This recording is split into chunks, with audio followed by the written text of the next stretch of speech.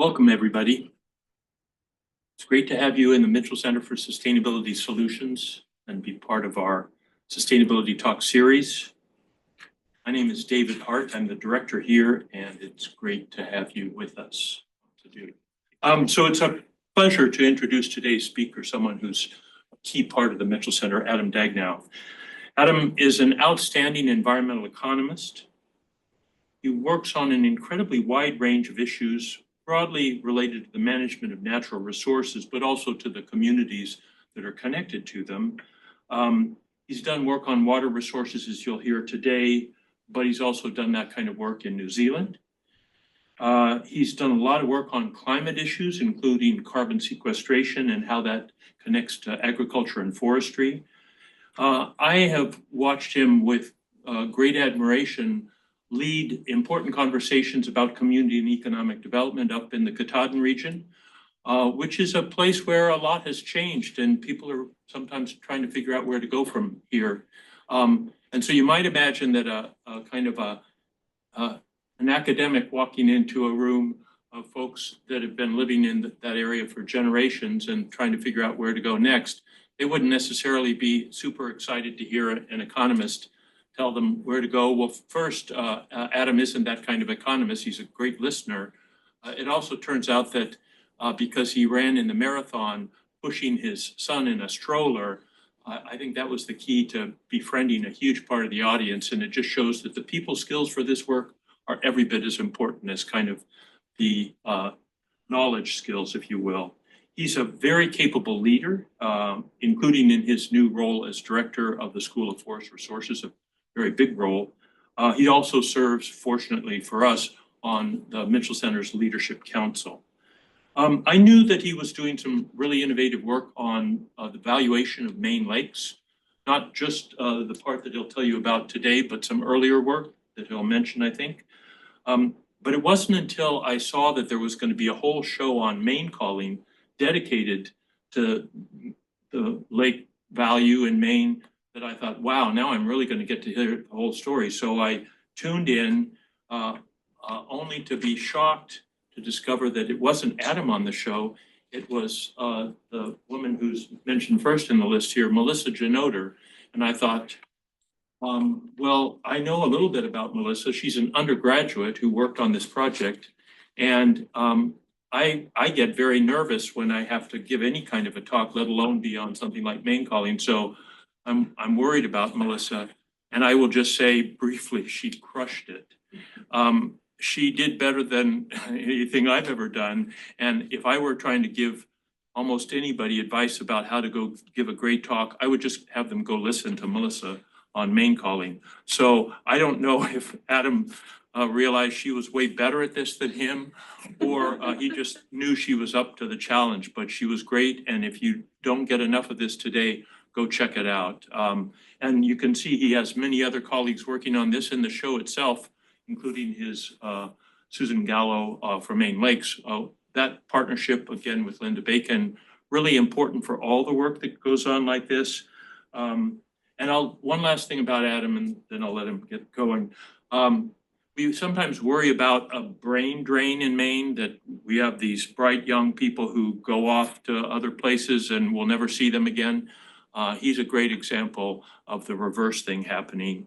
He did go off and he did some really good work at EPA and went to Ohio State and all of that, made it as far away as New Zealand, but then we managed to get him back here. So there's a lot of that here, and I think we're very fortunate to have people like Adam leading the way. Welcome, Adam.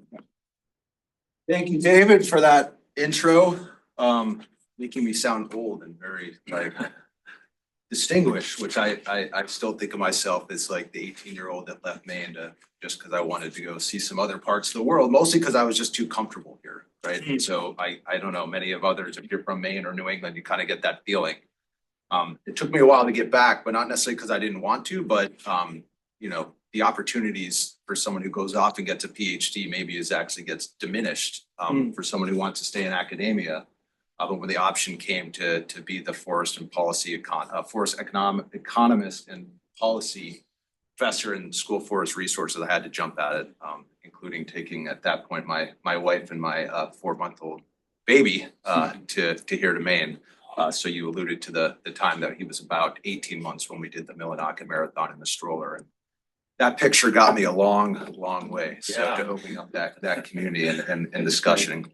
The other thing I do want to speak on this project, I'll be talking about sort of the work that we've done very much as a team. I consider myself, I guess, the team leader, but really there's a number of great folks who worked on this, including Linda Bacon at DEP, Susan Gallo, who's the executive director of Maine Lakes, and then a number of faculty here at UMaine, Dr. Jinheng Zhao and Keith Evans, and then Melissa Janoter, she was an ES undergraduate who worked on this project. And I agree that Melissa did far better than myself or almost anyone else I could have asked from in this Maine calling. And I asked her about how she prepared for it, and she said, "Oh, I didn't. I've been so passionate about the project. I just figured I'd go in just and see what came."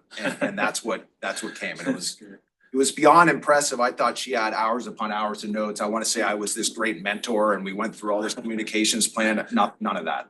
She just, I've been very lucky to have the opportunity to work with Melissa for 3+ years.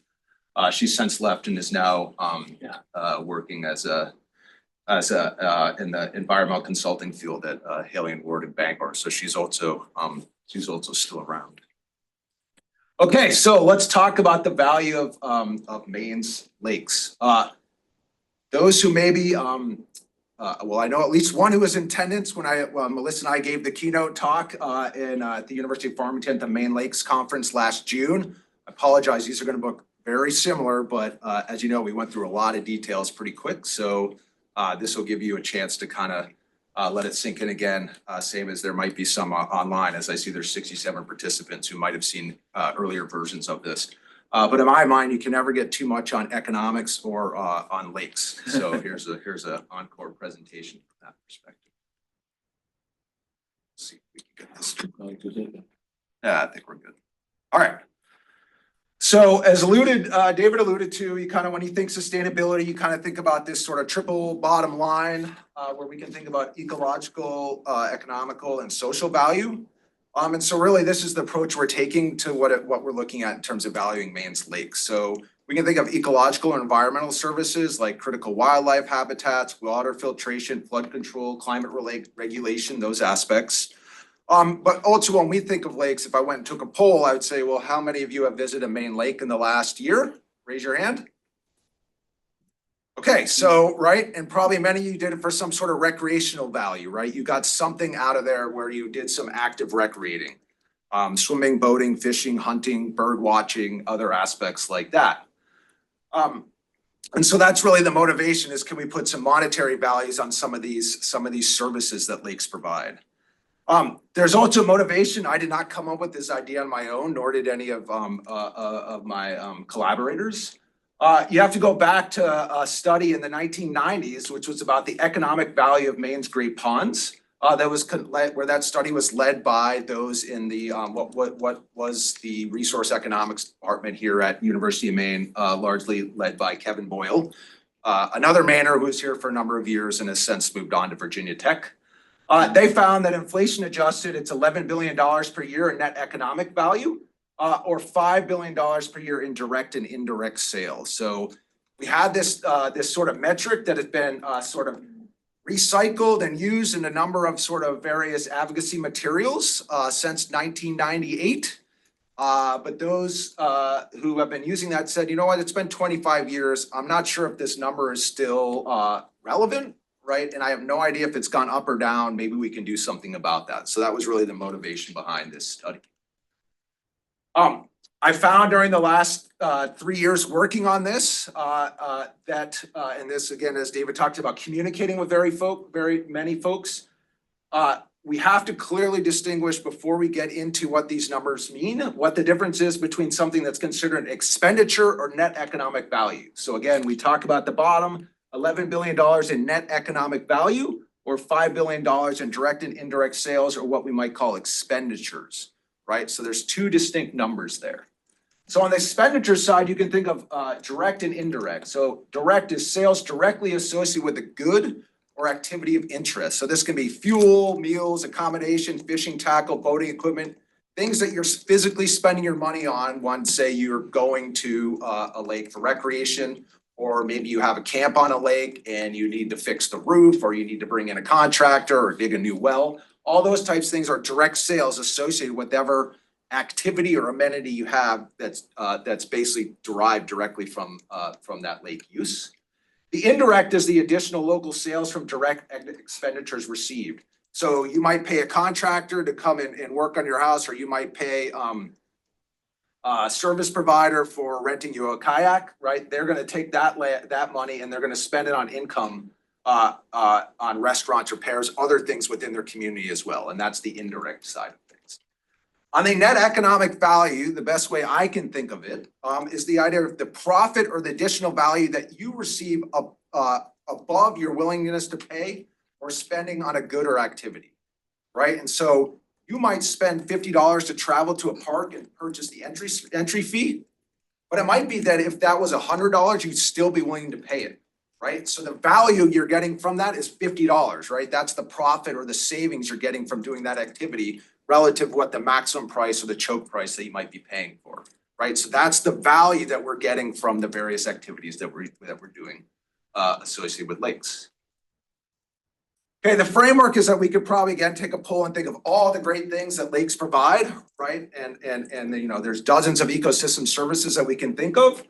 What we really wanted to do is focus on a few core ones that were in the original study, but also that sort of we through some surveys and other discussions continue to persist, right? And so we're in this world again, and thinking as economists, we're constrained by the resources that we have. And so we didn't necessarily want to try to figure out to value every single thing possible associated with the lake, so we focus on some core things.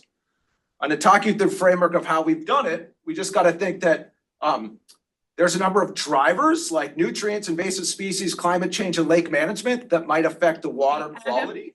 Adam, could Yeah. you use the mouse on the keyboard so that the people online can see what you're pointing to too? Okay. All right. Perfect, thank you. So drivers that affect water quality.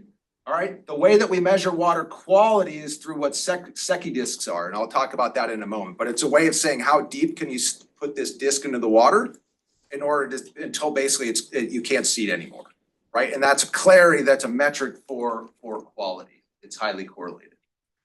We are looking then at basically different values associated with drinking water, housing values, kids' summer camps, industrial use. That we could get from secondary information. And then we took primary data on things like perception, recreation use, and expenditures as well that we took directly from a survey. And then we use that to put together in a number of different materials that we've been using for stakeholder outreach. David alluded to the Maine calling. We've been on a number of TV shows, a number of sort of opinion pieces and articles have been written up on this. Spoken at the Maine Lakes conference as the keynote talk. So we've gone out in a number of different ways where we've sort of engaged with various sort of parts of the community or public to sort of get out the word. And the idea is then by disseminating this information, right, it might sort of develop conversation, right, develop additional interest, which is then going to help to inform policymaker and individual action that ultimately will work to basically minimize the negative drivers and incentivize the positive drivers that lead to better water quality and therefore get us higher value. Okay, so I noted to measure water quality or clarity, the typical way that we've done this historically is to use what's called a Secchi disc, right? And basically drop that from the side of a boat, right? Measure how far down into the water it goes until basically you can't, the light can no longer penetrate it, right? And so the idea is the deeper it goes, the better the water, obviously the deeper you go, that you can still maintain clarity, and overall the higher the water quality is, right? And there's generally a non-linear relationship to that, but it's generally been found that this is sort of one of the best options that you can use that's been consistently used over sort of several decades there. So that's the proxy we're using for some of this work in terms of measuring water quality. I noted that there's 4 sort of economic drivers or things that we're looking to value. So one of them is lakefront property values. All right, the second one is summer camps that are on lake-based water bodies. which is actually quite a big part of our sort of main summer sort of lake use. Recreation in general, and then water consumption, right? And this is from largely from surface-based reservoirs that are lake-based. And I'll go into each of these in terms of how we derive the value. All right, so the first thing I want to talk about is our recreation perception survey. So this is work that we got through primary data collection, where we distributed surveys across the state to get sort of a snapshot on what perceptions people have of Maine's lakes, and also what recreation activities they take part in. So as I said, we distributed a survey. It was an online questionnaire, but we used a panel approach that made it representative of a sample of the Maine public, right? So the key thing here is that when we originally engaged with some of our Maine Lake based collaborators, is they're like, oh, this is great. We'll send this survey out to everyone who's part of our listserv, right? And so can you think of some biases that might emerge from doing a study of just people who are part of lake associations? We want to think that they have more or less basically on average use and value associated with their lake compared to the Maine public. More, right? And so we said, well, that's really interesting, and we're happy to do that, right? So that you can collect some information associated with sort of your users, right? But we don't think that's indicative truly of Maine as a whole if we wanted to scale that up. So we instead took this panel approach that really focused on the general Maine public. And we used a number of just sort of different sort of quotas or qualifiers to ensure that we had a sort of a stratified sample. We also recognized that this survey could get really, really long if we wanted to ask about every perception possible, every lake they visited, et cetera. So we focused on just lakes that have been visited in the prior 12 months compared to the time the survey came out. And frequency and expenditure only up to the top 5 lakes. And we left it there, figuring that we're going to capture a high proportion of the overall sort of visits.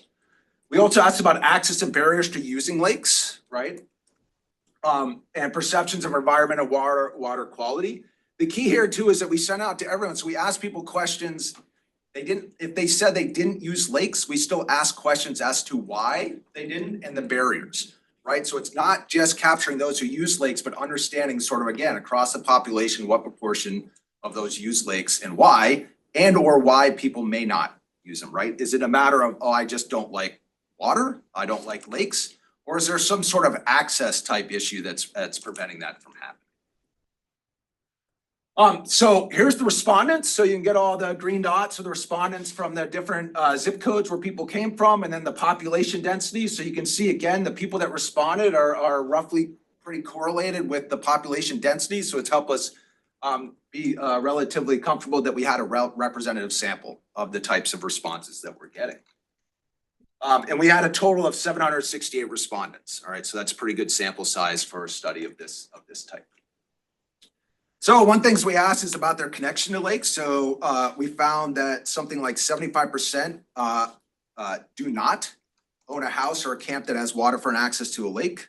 But about 16%, yes, it's their primary resident, and about 10% says it's a secondary vacation home.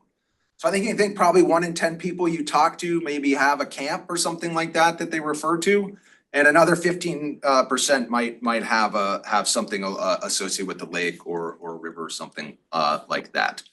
We also asked, are they part of a lake association or local environmental group? Most people said no. So again, this leads us to believe that in terms of that bias I was referring to, it's going to be relatively low bias from those who might have a real strong affinity to lakes, right, or the environment or something like that. I was actually surprised that so few people at least acknowledge that they're part of some sort of environmental group. So when we even gave examples like, Nature Conservancy or Natural Resource Council of Maine or Audubon or something like that.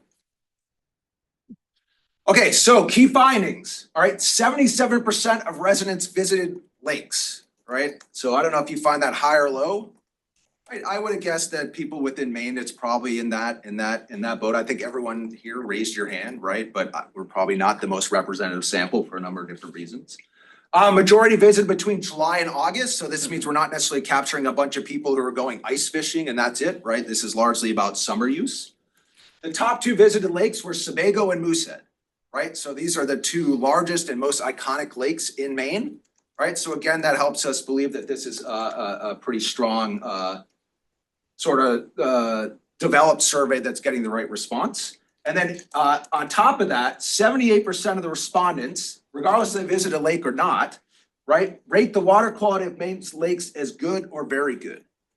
If you actually go and then take a sample based on all those Secchi discs, the DEP will tell you that a majority, if not close to about this percentage of Maine's lakes would be rated to have that level of water quality too.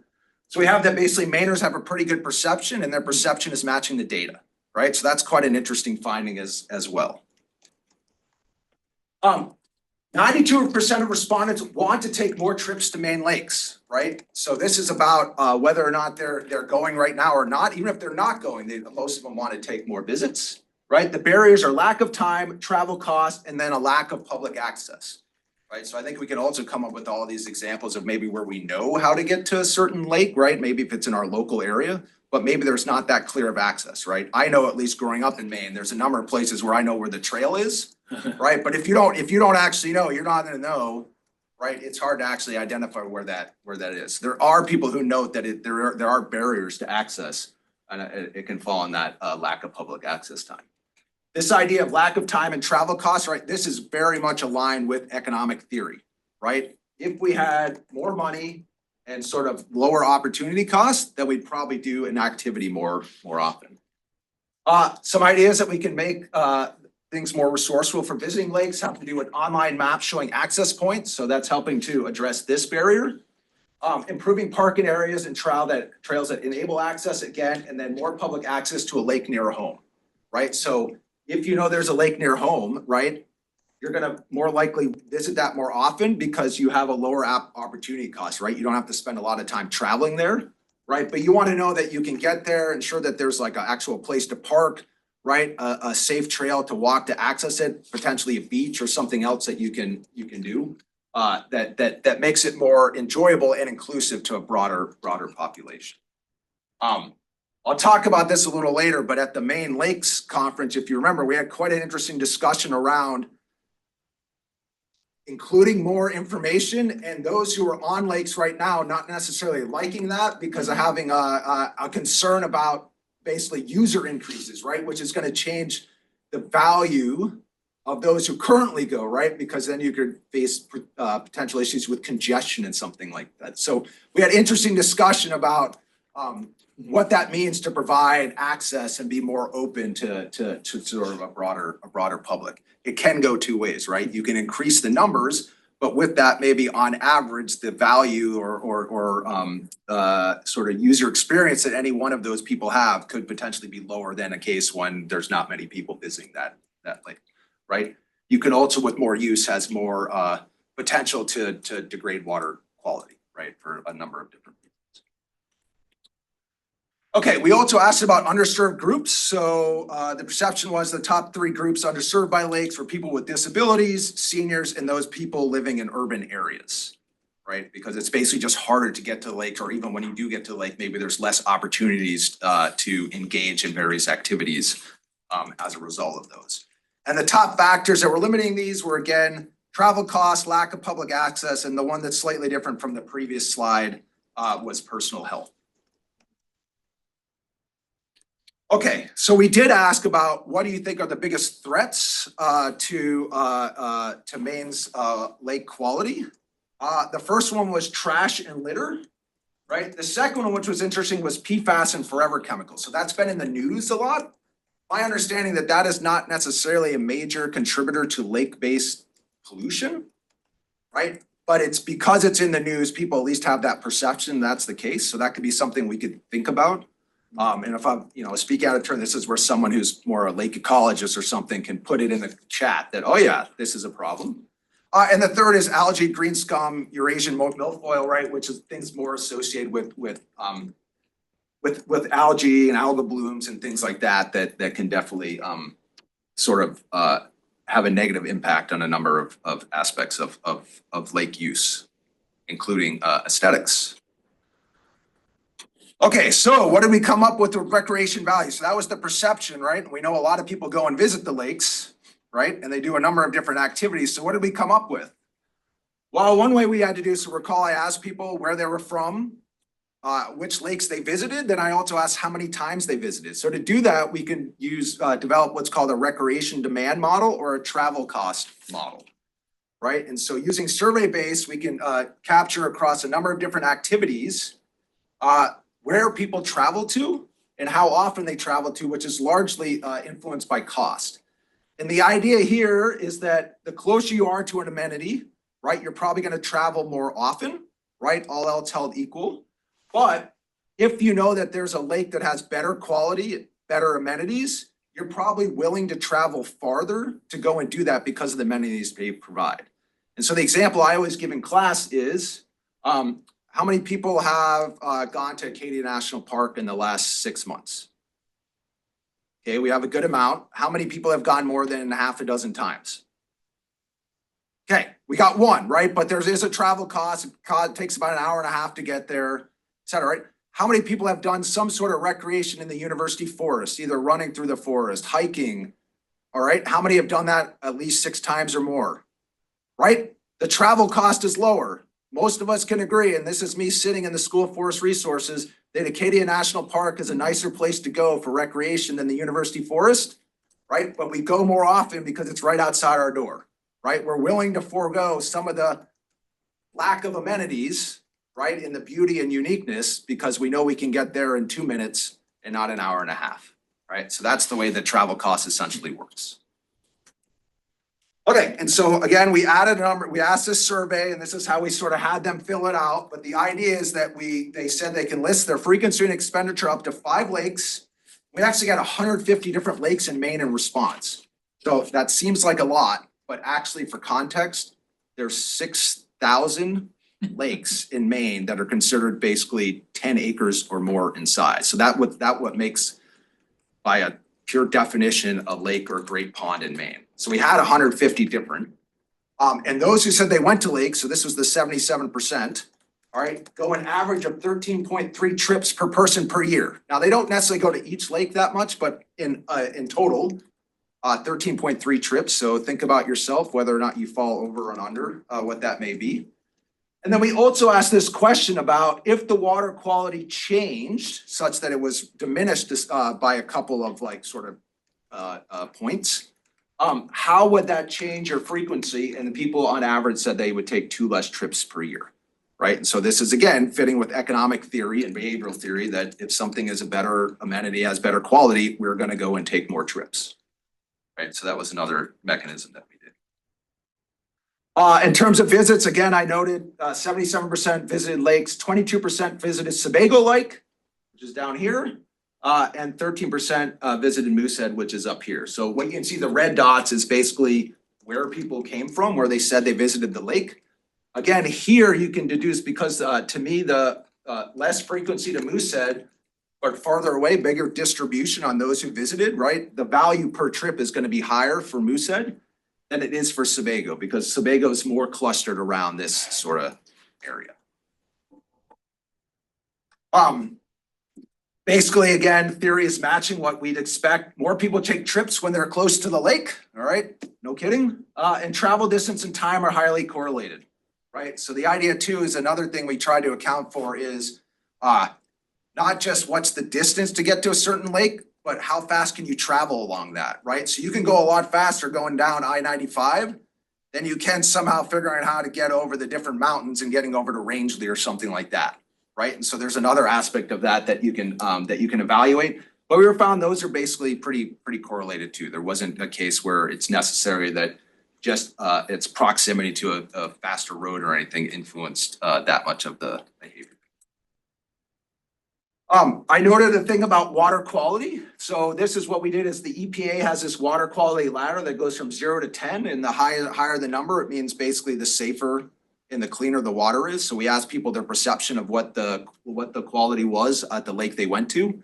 And then this led into this idea about if water quality declined. So the idea is on average, all right, people are thinking that it's basically safe for swimming or close to safe to drinking, right? And so that's when so that's what we used to get at that. And then we asked a question and said, based on the top lake you visited and how you rated it, if that went down 2 points on the quality ladder, right? Then what does that mean? Well, they said they take 2 less trips per year. That equates to about $33 million per year in less value associated with recreation, right? Or to flip it, maintaining Maine's lake water quality is worth up to $33 million per year just in that maintenance of the water quality, right? If we went all the way down to 0 and such, there would be no one visiting lakes, right? That number is going to be much higher. And that number is here. So all lakes in Maine, we valued at $501 million, all right? Or an average of $33.80 per capita per lake trip, right? And so that's the value that you get every time basically you basically go and recreate in a lake, right? In your own time, you're getting a profit of $33.80 for every single day trip that you may take. And so that's the way you can think about it. At the 2 largest lakes, Moosehead had a very much higher number, $43 per trip. Sebago was $29 per trip. So you can again think about sort of amenity value, proximity value, these other aspects that are driving people's decision to go one way or another. On expenditure side, we also asked people basically if they do day trips or overnight trips, what they spend on. We found that bulk of that expenditure was on food and beverages, followed by other miscellaneous direct expenses, camping and picnicking supplies. But it equates to $71 million per year in direct sales, and then another $41 million in indirect, or $112 million in direct and indirect sales. Just from day trip type expenditures. You can add on the overnight trip and get an even higher number. So the way you can think about this is, so we think that direct expenditure out that actually equates up to more than $1 billion. Plus an indirect expenditure about equates to about 58% of direct, or $586 million, or $1.6 billion in direct and indirect trips. So that's basically derived from mean expenditure per day trip, $71 per trip. So that's how much you're spending on average if going to a trip. Right. So that's gas, food, any sort of rentals associated with recreation. And we estimated that there's 14.3 million Maine resident day trips per year, right? That's across the whole population, right? So we got 13.3 day trips times the amount of residents. Of that, only 77% take trips. And that's how we get to the 14.3. Okay, now let's go to the next big one, which is lakefront property value.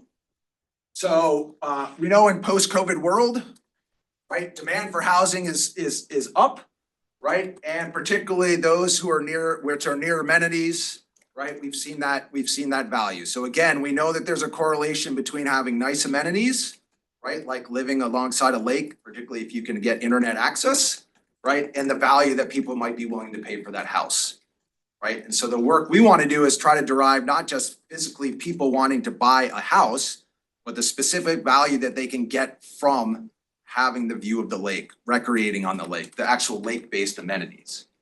And so we're going to look at how to evaluate that. And what we've tried to do here is that we built upon some of the original lake analysis that was done in the 1990s. And we've further broken it out to a number of different groups. So the idea here too is that what we need to do to evaluate what this is we need to look at house purchasing transactions over the last 5 years and see sort of how they might cluster in these different areas, because each of these areas might have other amenities associated with them that have nothing to do with the lake, right? And so we're trying to sort of disentangle the value of the actual lake versus the value of the physical house itself, versus the value that amenities, such as school district or something could provide for that given area. So, and the way we do this in economics is referred to as a hedonic pricing model. So hedonic pricing estimates the economic value of ecosystems that are linked to market goods.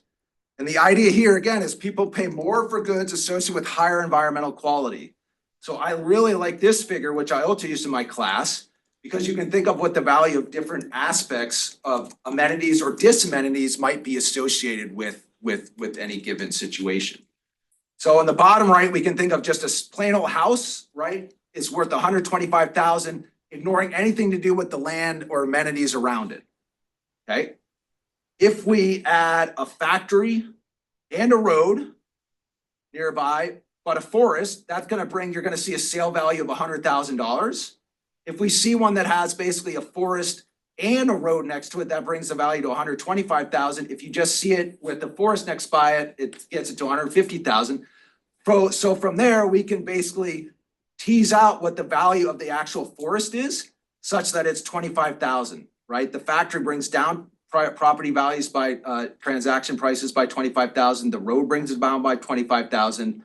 But then the amenity basically raises it by another 25, or maybe that's going to bring it down by 50,000. Actually, yeah.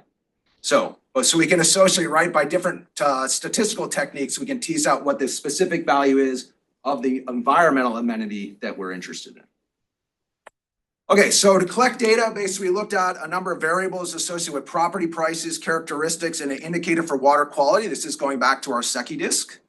All right, and we looked over a number of different sources between 2017 and 2022 to try to generate what that would be. We focused only on lakefront single-family properties. So we're really just focusing on, these can be camps, houses, but we're not looking at sort of multiple dwellings or apartment buildings or anything like that. But this is capturing probably 98% of the transactions that are happening right inside a lake. This allowed us to get about 3,800 housing transactions over that 5-year period, and we looked at 150 different lakes across these different sort of lake regions. So each one of these regions has its own individual model associated with it that we then aggregate to get sort of a total value from Maine. So some housing attributes were curious. So things like rooms, lot size, whether it has a fireplace, garage, private water, right? So these things are just like, it's a house, regardless of where it is, you're gonna be willing to pay the same if it's in Orono or on MDI, right? Because it's just a house with the same structure, right? What you're paying more or less for has to do with things like its water frontage and other sort of site characteristics. You might also be willing to change how much you're paying for based on its school district ratings, population density, and other things associated with geographic information of where it's located.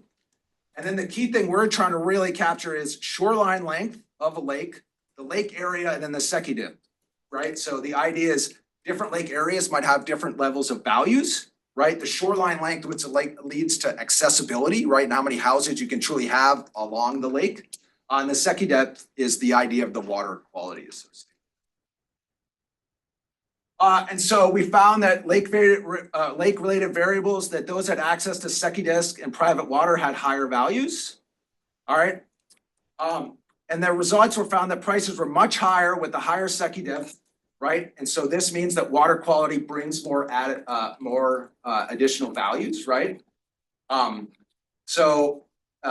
property with longer water frontage or near a larger lake area increased the values, as well as property located near Lewiston, Auburn, Ellsworth, or Augusta.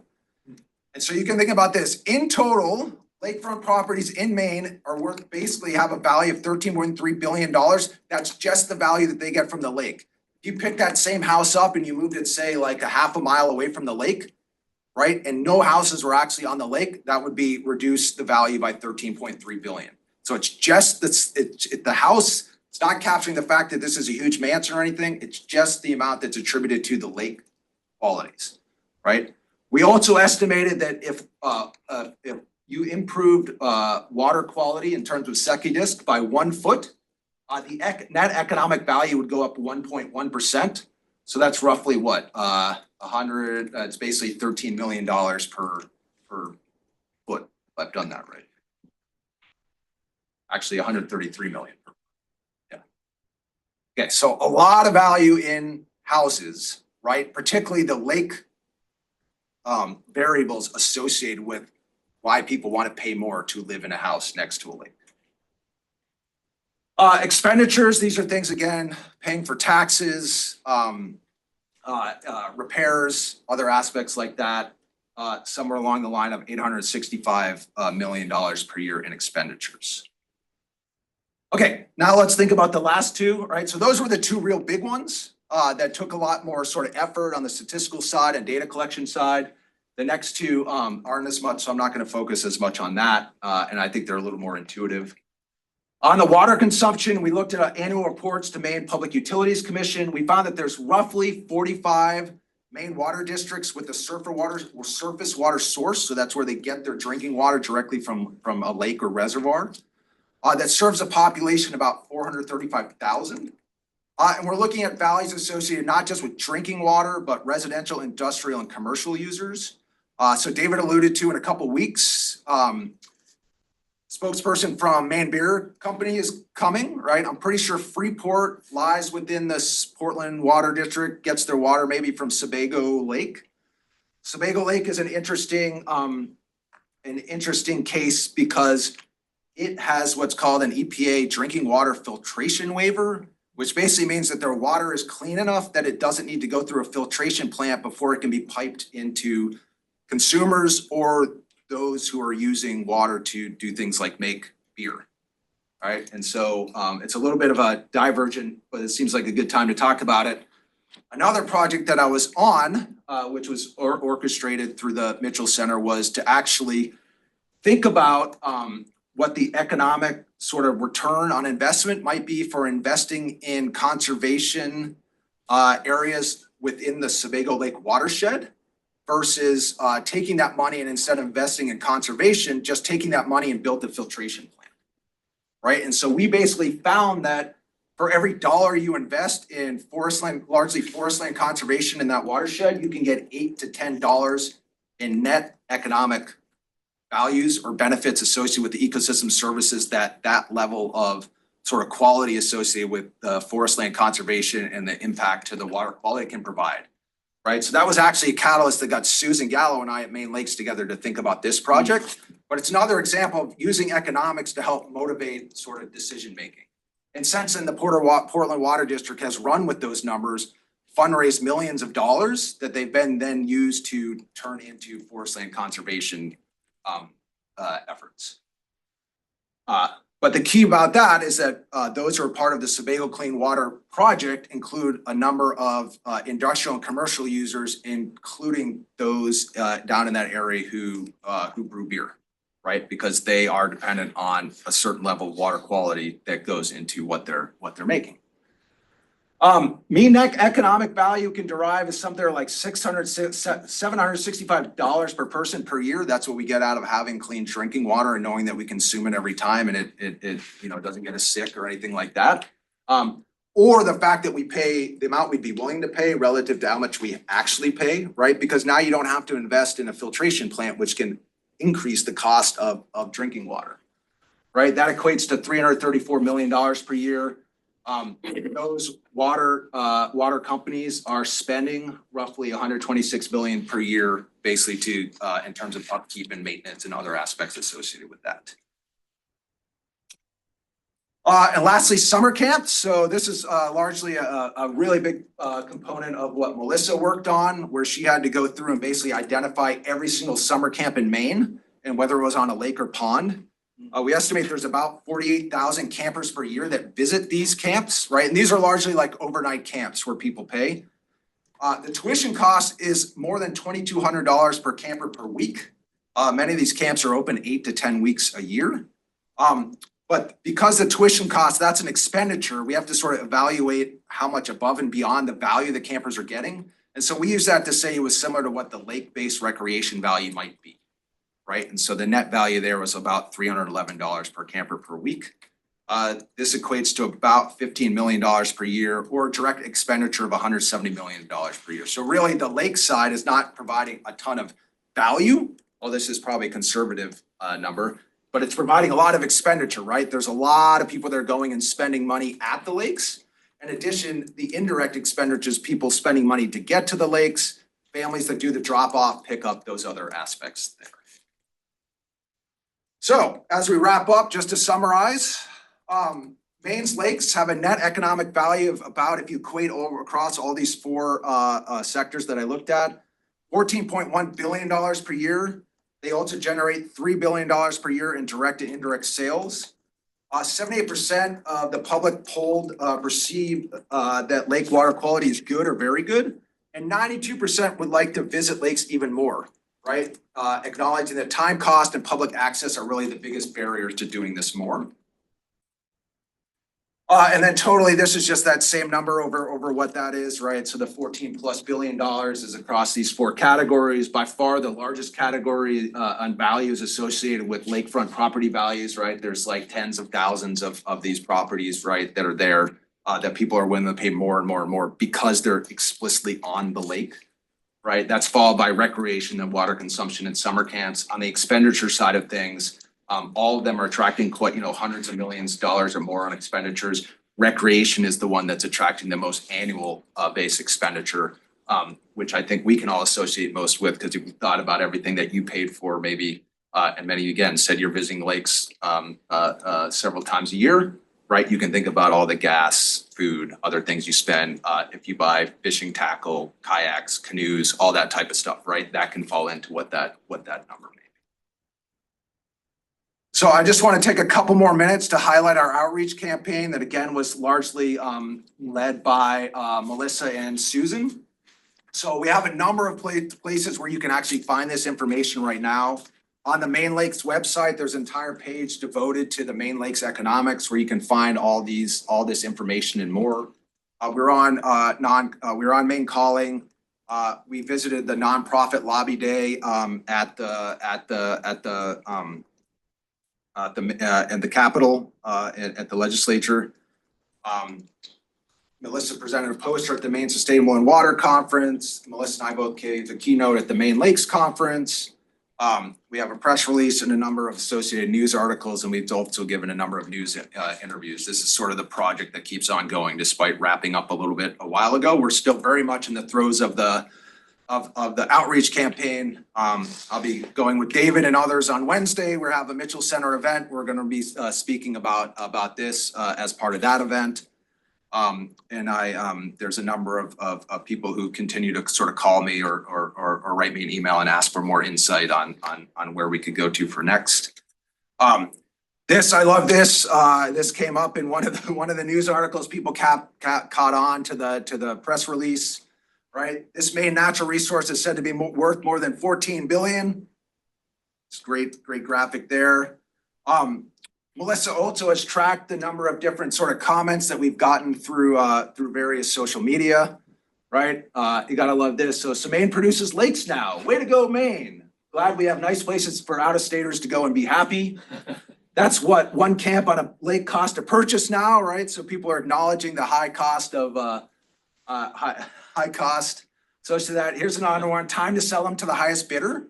Right, so this is the idea. So there is definitely some perception amongst the population of just general Mainers and lake lovers that putting a value on something that's basically like the environment that's deemed to be priceless, right, can also sort of have negative connotations associated with it.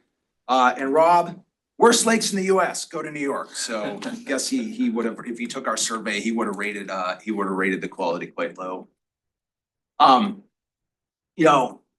You all suck says they're worth a whole lot more than that. Try priceless, unless of course you're Poland Spring or Nestle, then it's the lowest possible price, right? So this is again just showing this sort of dynamics when it's associated with water resources, right? Can sting people in various ways. I would argue priceless. There needs to be more safeguards on letting Nestle Corp and others profit off the water sources the public own rights to in Maine. With views like this, I say lakes are priceless too. 14 billion may be undercounting it, right? And so we acknowledge that, right? We didn't capture every sector that you could think of. We too had limited resources on how exactly we could value everything. And so we appreciate the diversity of comments associated with that. So with that, I think we're good. And I, again, welcome with the remaining sort of 10 minutes, questions or comments on that. Hey, Linda, how you doing? Great. So the first question is, how long did it take to do all of this great stuff? 100 years? Right. So much that's here is just amazing. Yeah, thank you.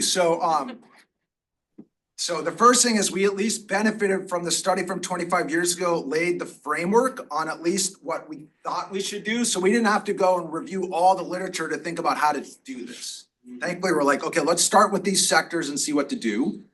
And then a lot of the data gathering probably was 18 months. And then the analysis probably took about a year after that, where we're doing some refining, just learning along the way some different aspects.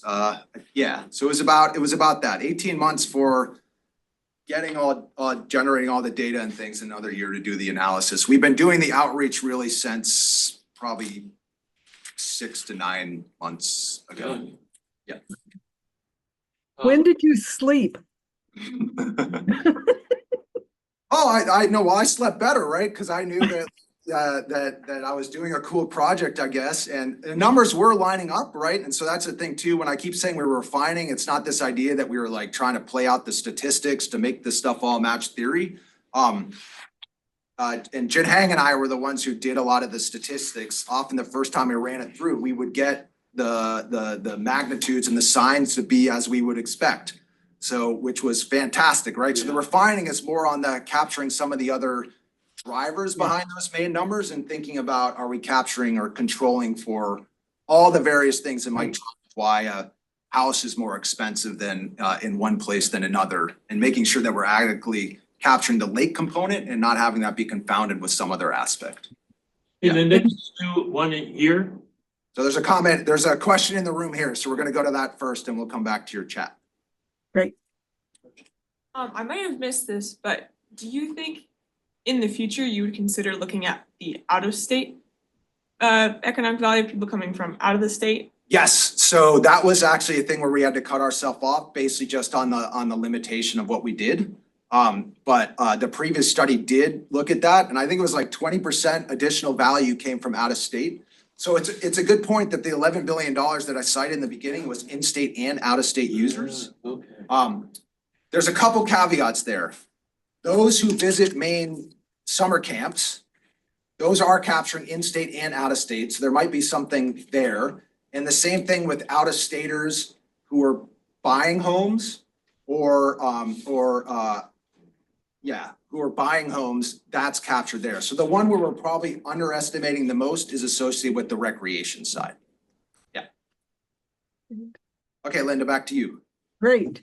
So one of the things that people are interested in your thoughts about is, how do you think climate change might affect your estimates going forward? What are we going to see? Yeah, so I can think about this too. I can think about the human dimension of climate change and then the actual ecological impacts. So I'm gonna start with the ecological impacts because that was actually a primary motivator of both Linda and Susan. And the idea there is that with warming waters, warming temperatures, you're gonna see the higher potential prevalence of invasive species basically growing, right? Because they have a longer growing season, opportunity to sort of thrive. In addition to algal blooms and other things associated with that. So we think that climate change is going to reduce the water quality and water clarity, all else held equal. So that's one of our motivations behind noting that the value is what it is now. But if we continue to let sort of climate run its course, it could deteriorate. Just purely from what we see in terms of temperature and precipitation type of drivers.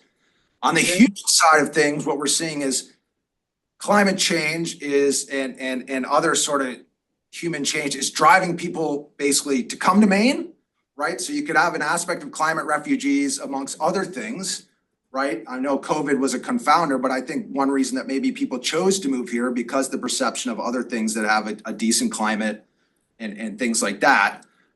Which could increase overall use, which could then lead to some other degradation aspects if again gone unchecked. So there's a number of, there's bills and other things that are in legislation sort of under concern that has to do with how fast people are going in their boats on the lake, right? And creating nuisances, both the shoreline, but also wildlife.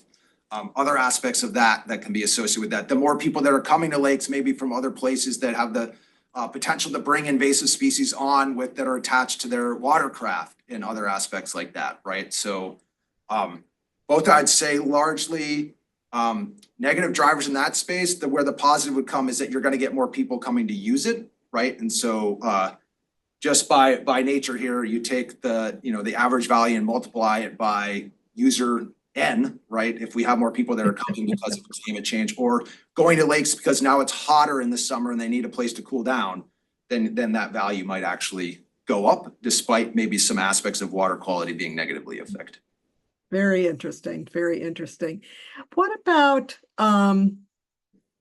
if Minnesota, the state of Minnesota, called you up and said, the models you used, the things you did, could we do the same thing? Is this something that generalizes? Will you come move to Minnesota?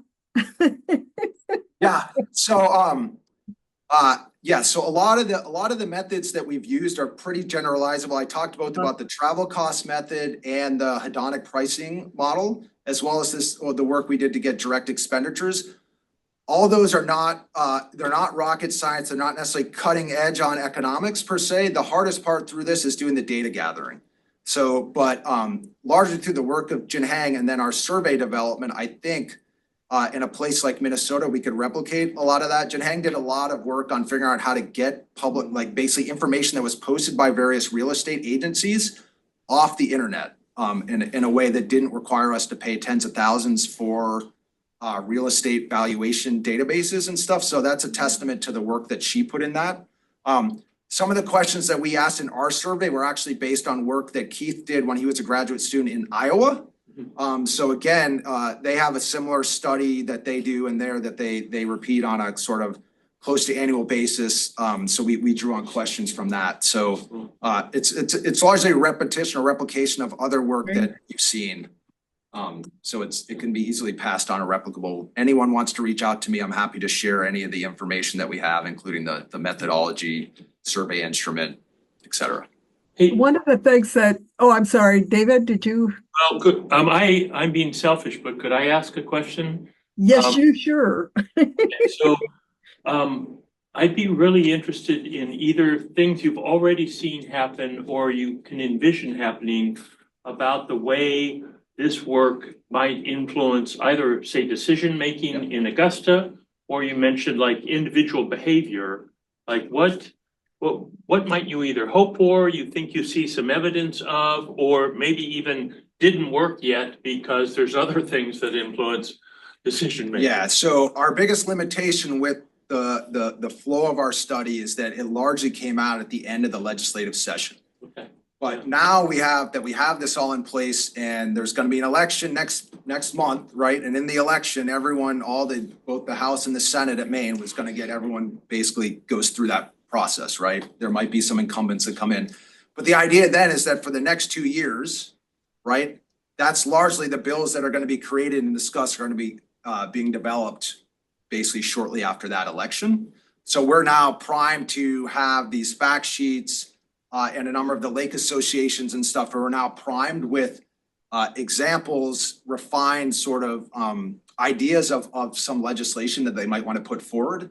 And this is sort of this study is a key sort of driver of that. So I think that's going to elevate some of the work that's being proposed. There were a number of bills that were in the previous session that essentially didn't either make it out of committee or didn't quite get voted in. And so people have the idea that, they weren't immediately discarded, but there's got potential to update and improve those and bring those through again.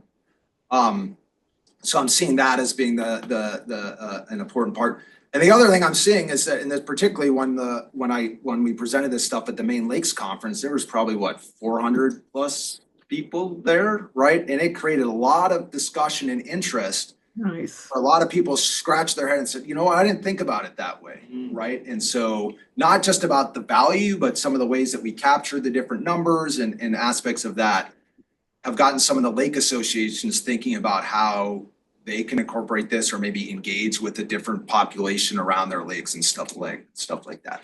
So, yeah. So, I think that we're at time, just to respect the audience, but anybody who's got questions in the room or wants to follow up via the internet, please feel free to do so. Let's thank Adam one more time for a great. Thank you very much for your opportunity.